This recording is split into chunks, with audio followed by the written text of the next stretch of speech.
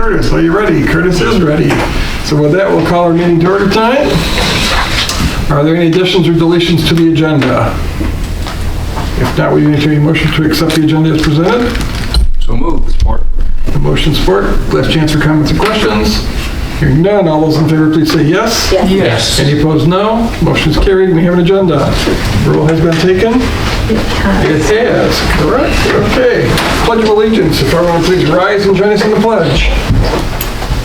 I pledge allegiance to the flag of the United States of America and to the republic for which it stands, one nation, under God, indivisible, with liberty and justice for all. Okay, thank you very much. Moving down to C. No, I'm sorry. Approval of the minutes of the April 14, 2026 regular meeting. So move approval. Support. We have motion support. Are there any comments or questions? Hearing none, all those in favor, please say yes. Yes. Any opposed, no. Motion is carried. Thank you. Now we'll move down to C, hearings. We're to consider a motion to set a public hearing for Tuesday, May 26, 2026 at 6 p.m. or as soon thereafter as the agenda will allow, to consider special assessment roll for unpaid charges for Nexus weeds, sidewalk replacement, and utility billing charges for 2025. Move to set the hearing. Support. A motion support. Are there comments or questions? Routine, do you want anything you got to say about it? No, this was routine, and this will be our third year that we've added the charges for unpaid rental licenses as well, so that's been very helpful. Good. Last chance for questions, anybody?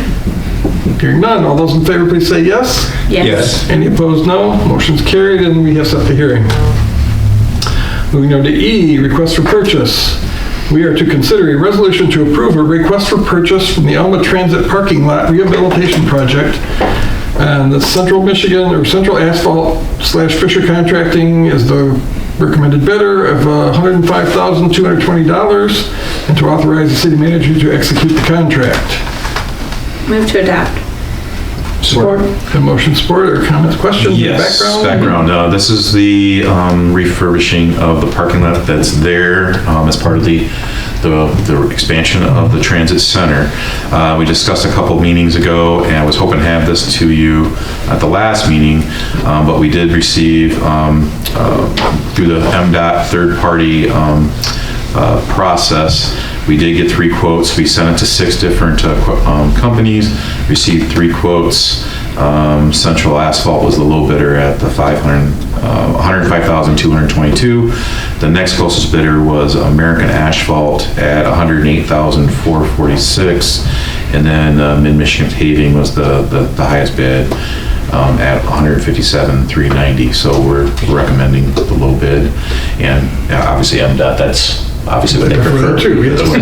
So, yep, so we felt this is, we were able to do through the quoting process as opposed to going out for the full-on bid process.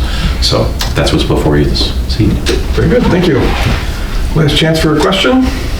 Hearing none, all those in favor, please say yes. Yes. Any opposed, no. Motion is carried, and we've awarded a contract. Moving on to resolutions. First up is consideration of a resolution to ratify investment of city funds. Before us tonight, we've got a CD and a U.S. Treasury bond purchase. Your pleasure. Move to adopt. Support. A motion support. Any comments or questions? Hearing none, all those in favor, please say yes. Yes. Any opposed, no. Motion is carried. Thank you. Next, consideration of a resolution to approve a discharge of mortgage, which would be for the Housing Rehabilitation Loan Program between the City of Alma and Firm Hendon at 1003 Michigan Avenue, Alma, Michigan. And it says, the note says the loan was paid off years ago, but we never discharged the lien, so. Move to adopt. Okay, we have a motion. And just so you know how long ago, 1990. And we have support now, okay, now, go, sorry. Yes, I'm sorry. No, this one, I keep, every once in a while these pop up. Yeah. So I've been bringing it to you as they come up. And they are usually brought to us because someone's has passed, someone's selling, and they contact us about discharging where this one would have been paid off in 1999. So here we are tonight too. So they can process, yes, so they can process this. Okay, more questions or comments? Hearing none, all those in favor, please say yes. Yes. Any opposed, no. Motion is carried again. Now, reports of officers, boards, and committees. Before us tonight, we have the Finance March 2026 report, the City Manager's report, and that's it. Okay. Move to receive the finance report. Support. Good motion, support for finance. Comments or questions? Hearing none, all those in favor, please say yes. Yes. Any opposed, no. Motion is carried. Your pleasure on City Manager's Move report. to receive city manager report. Support. Okay, motion support. Eric. Yeah, first off, our City Hall lobby hours, we talked during the budget session about looking at some other ways to, provide some benefits to the employees without, spending dollars and such. So what we were discussing is looking at the hours here, that the lobby would be open to the general public. Currently we're 9 to 4. We are open that whole entire time. We're open during lunch, so we're not closed during that time period. So that's providing us right now 35 hours a week for folks to access the City Hall. Now, we still take meetings before 9 a.m. and we still take meetings after 5 p.m. That's by appointment, yeah. What we did previous to that, just coming out of COVID, we were open 9:30 to 4:30, but we were closed for lunch. So that was, only giving us 30 hours. What we're proposing to do to try this out from basically, if I don't hear, nope, we're not doing that here from this board tonight, that so we, from now till late summer, early fall, we would try Monday through Friday, the City Hall would be open 8 a.m. to 5 p.m. And still open during the lunch period. So giving us an extra 2 hours during that day, Monday through Thursday. And on Friday, be open 8 a.m. to noon. The 8 a.m. to the noon on Friday, Ithaca does that during the summer months. So I talked with Jamie and Shelley down there and see how that worked for them. And they said the summer is a little slower anyway, so the afternoon makes it work. But going into these hours, we have the City Hall open 5 days a week. Plus, we add an extra 5 hours a week that the City Hall is actually open to the public for 40 hours. We would still be, available for, appointments, and I have meetings all the time. David, Curtis, we all have meetings before and after these times, so it would be like no one could get a hold of us. But we'd like to try that out and see how that works, and if I don't hear any big No, I think it sounds good. Yep. Yeah, that's a great idea. and it will add more hours for the public to come in. So, and we still have everything that they could pay online. They could drop the Dropbox if they were here on Friday, so, in the afternoon, so. And like I said, if they call my so contractors will still be calling, so, we'll be here. So, we'll be getting that started soon then. We'll get a press release out on Facebook and things like that, and go from there. All right, next item, our high water event. Some people call it flooding, but I call it high water event because sometimes when you're dealing with insurances and other things, if you start calling flooding brings out a whole nother connotation of As a legal definition. Yes, exactly. So I like to use the word high water event to deal with it. So Makes it sound like a party. yeah, I apologize if that offends some people, because some people No, say no what's flooding. it's a state fact, it's high water. Yeah. Well, we had a lot of rain before that, but on the week of the 12th, we had a series of high rain events through those 3 days. We were fortunate enough, that we were pretty spared from a standpoint of what we saw with flooding to the north of us, and then the tornado that hit to the south of us in our county here. So we were fortunate from that standpoint. Some of our neighbors and our residents, there's so much water. We saw a couple, things happen. One, you were going to get water in your basement, even if you had everything working properly. At any point, so much water in the ground that it was seeping in. We did have 23 phone calls come in and say that they had 22 of the 23 had lateral backups, but the sanitary water pipes were completely full, flowing water to the treatment plant. So in these cases, the velocity is going so fast, the laterals are basically, like, a better word, almost like a vacuum, because there's no pressure there, pushing, no pressure keeping it in. So some of it can't, some of it does come back. Received 23, that's the number. So if folks ask, so, how many, that's the number we received, but I know there was more folks who had water in their basements or other places than that. I'm not denying that, but there was no defect in our system. Everything was working, nothing was obstruct, that sort of thing. Everything was working as it should. It's just, there was a lot of water there. The county did declare a state of emergency on Wednesday, the 15th. And they have since held one webinar, and there's going to be another one. Dave was our staff member that attended that. If you were going to submit anything, you had to attend that as part of your qualifications to submit.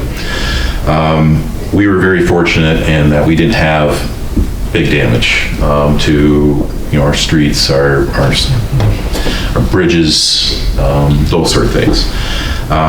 But we did have a couple things that did cause some damage, but not big dollar amounts that we are submitting to the county as part of their submission to the state of Michigan.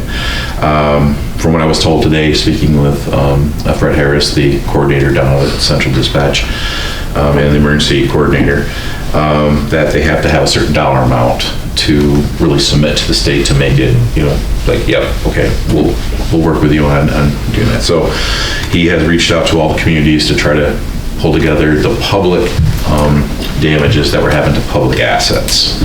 So in this round of funding, speaking with him, that's what these dollars are for. It's nothing that we can submit and say, hey, someone's basement was flooded and things were damaged. This is not that type of funding. It's for publicly damaged assets that are owned by the public. So we are going to submit there's a couple small things. There was one over on Heather Lane that caused some erosion and a culvert that failed that we can submit. It's not a big dollar amount, but it's something that we don't have to pay out of pocket possibly if the funds come through. And there was another small one that Jim mentioned to me today that he's put together the numbers on what it costs to fix. So we're going to submit those, and I wish we could submit the private claims, but it was a flat out no. When they asked the question during the webinar, I was like, no, that's not what this funding is for. And Mr. Harris reiterated that today to me. So from the standpoint of looking at the claims, we're in contact with the attorney to help draft the letter back to the folks as a response, and we have consulted with our insurance folks, but we do not carry insurance for this type of thing. And we do not carry insurance for just our regular, if a sanitary sewer backup happens, we don't carry insurance in that either, because it's very costly. When Matt was here, he looked at the cost of that, just so folks know, that was about a $15,000 a month premium that would be required to carry that type of insurance. So anyway, all things being equal, I did provide a list of the full closures that we had during the high water event, and we had 7 streets that we did close.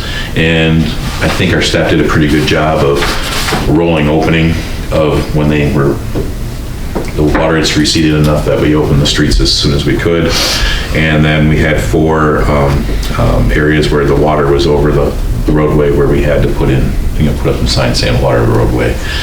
And for the most part, I didn't hear anything from Jim or the crews or people really too badly disobeying those closures, because we've had some knuckleheads, I'll say, knuckleheads do some really dumb things in the past, and I didn't hear those types of stories or reports back to me. So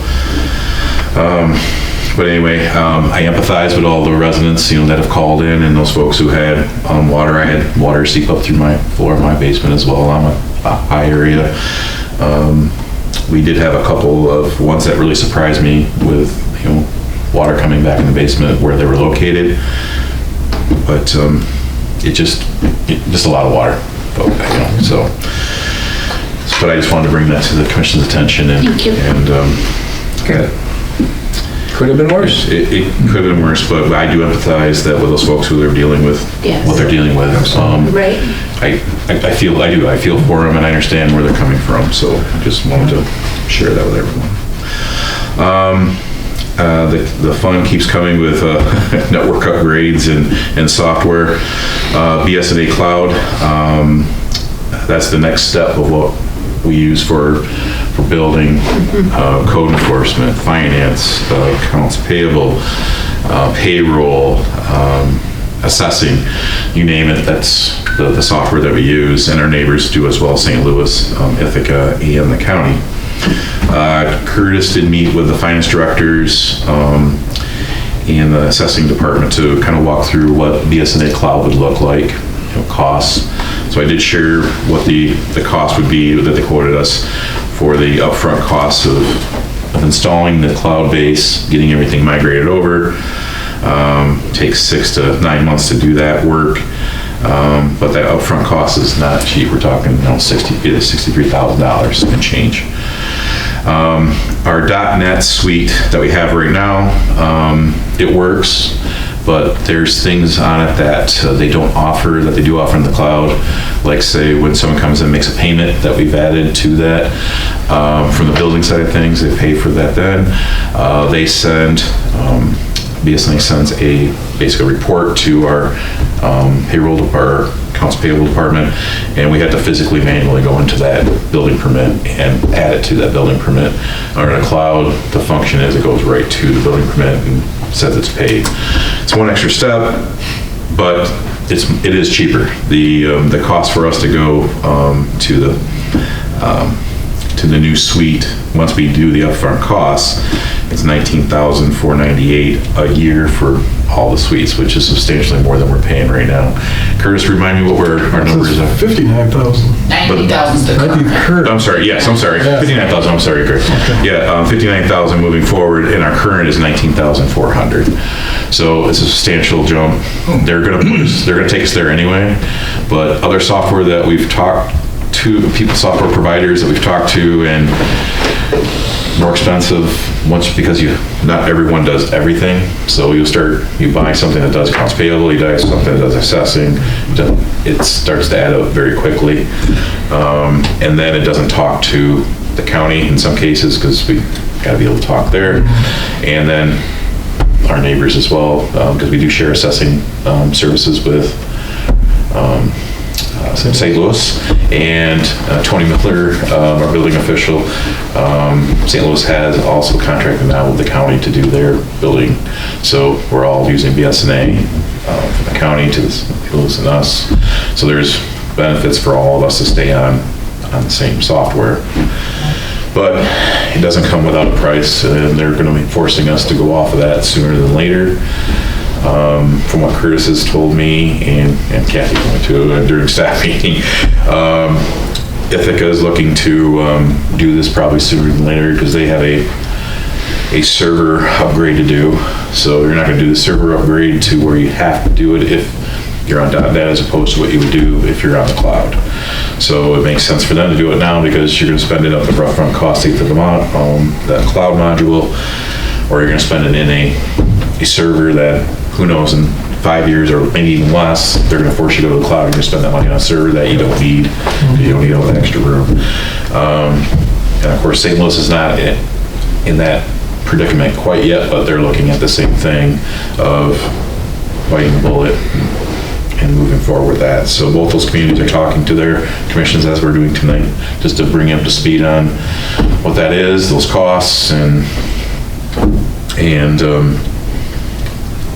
I don't know your thoughts, but I'm not happy about doing this. When we finally got to the payments online for building, this is my selfish side, I was like, finally, I can just say, here, pay for it, you don't have to call anybody.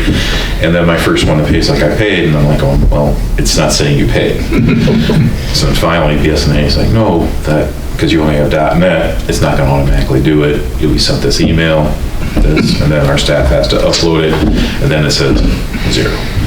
So I doubt that's worth 40 grand a year, but I'm just saying, but that's what's going away. But I'm saying those types of things you don't have a choice. They're not investing any more dollars in the .NET. And these are the little things that I was like, oh great, but then they don't work quite. I would just say, do what you can to reduce the cost. If you can work with other communities to share the training and the upfront costs, do the best you can.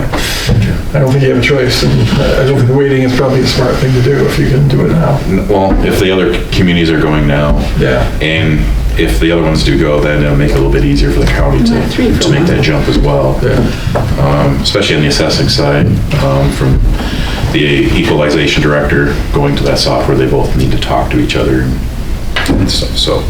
Do we know how they bill? Have you looked at that? Do they bill by community, or is it by size of community, population?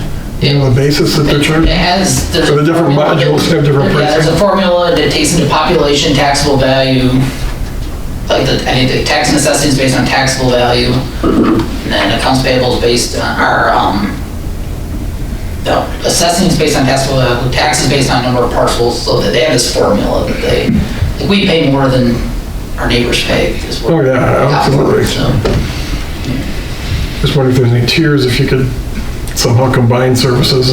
no, it's just all a formula. Yeah. But they did say that if we all went at the same time, that they would charge us just one training cost to reduce the implementation if we just all train together. Yeah. Which there's value both on cost savings and for all of us to learn the same way because we work together. Yeah, it makes a ton of sense. I agree wholeheartedly with that, so. And I don't know how much savings is really in that. The training part is.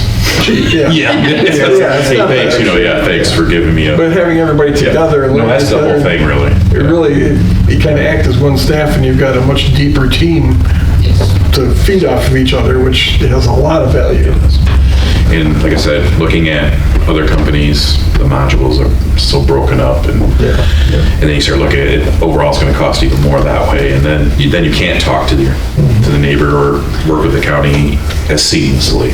And every company you talk to, they're pointing fingers at the other one, so you're in the middle of that, so. Yes. Done there. So, yes, we're always there. But, yeah. And if you experience turnover, you've got other people you can lean on in other communities Yeah. to help. Yeah, that's very valuable. So, all right, we'll continue down that path then, and we'll do our best to keep it where we can.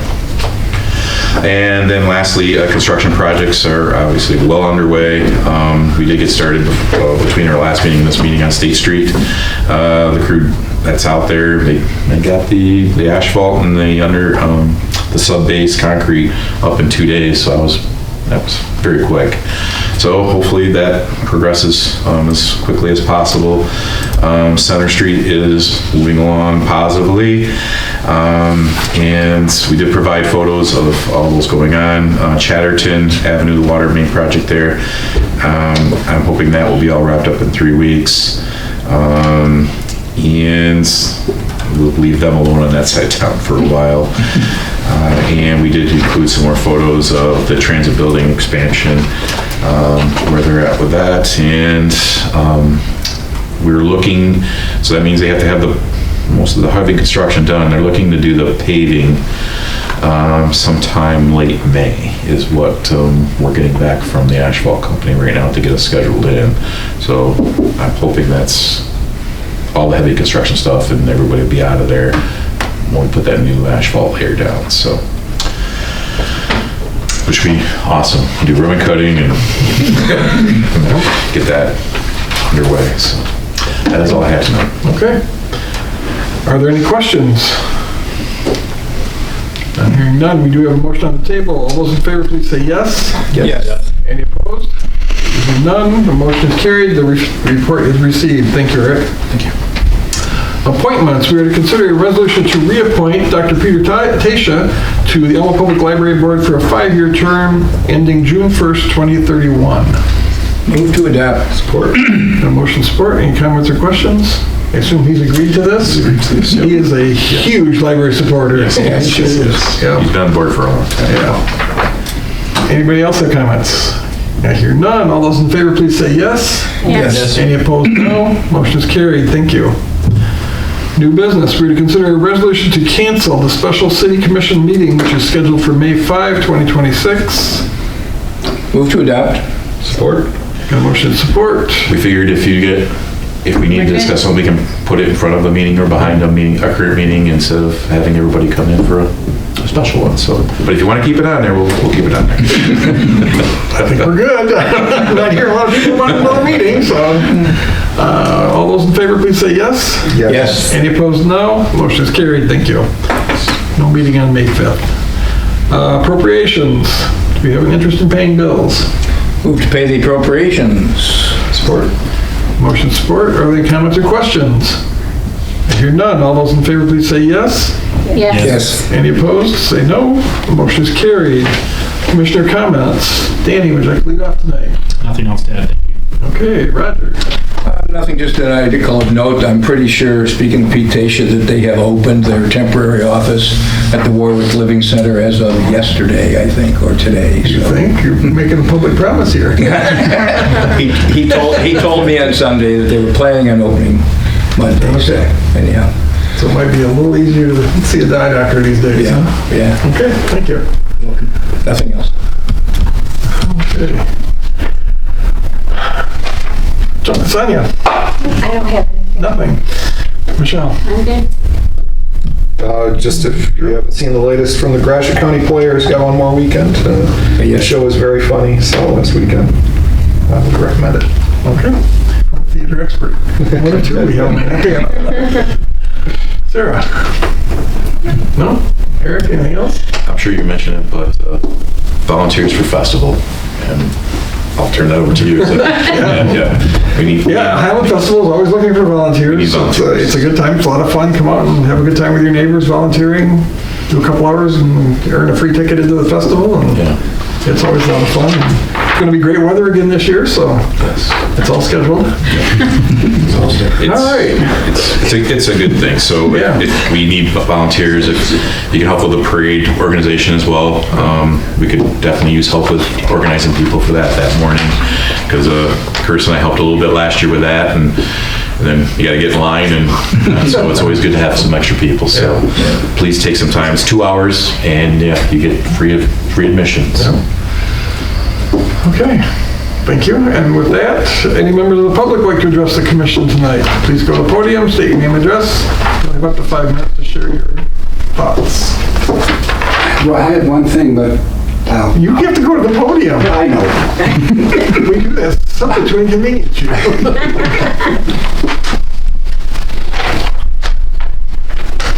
I was riding this morning with the Excuse me, who are you, sir? Oh, I'm sorry. I've been gone for 6 months. Les Roseanne. Yeah, we forgot. Yeah. I live at 889 Mill Street in Alma, and when I got home, I did realize that you did get a lot of rain. And the arrangements I made to get the grass cut didn't come to fruition, so my grass has been cut in the backyard 6 times, and it's still too long. I was riding this morning with esteemed Dr. Piccolo. We rode over to Ithaca, went by the Alma Products, the old building. I understand they have vacated the new building. But that sugar beet thing, I don't know if you've seen it. Because I had raised the issue some time ago. There was a corner of the building was open. They put up a fence. Well, probably 10% of the north side up along the ridge line or roof line has fallen. It looks like they took the fence out. The only thing I saw that was done is they put up 2 signs that said no trespass. So that would definitely meet the standard for a dangerous or abandoned building. I mean, it's been falling apart for years, but I mean, this was like, it crushed the fence, so if anybody had been there, I just think that should be looked at. Okay? Thank you. Appreciate the tip, and I'm sure staff will get somebody to look into that, so if they haven't already. Alma Products still exist to hold accountable? There's, somebody still holds title to the property. I guess so. So, that's about all you can do. Okay, any other members of the public? I don't see many, so with that, we'll entertain a motion to adjourn. So moved. Last chance for comments and questions. If you're none, all those in favor, please say yes. Yes. Any opposed, no. Motion is carried, and we are adjourned. Thank you very much. Enjoy the nice evening.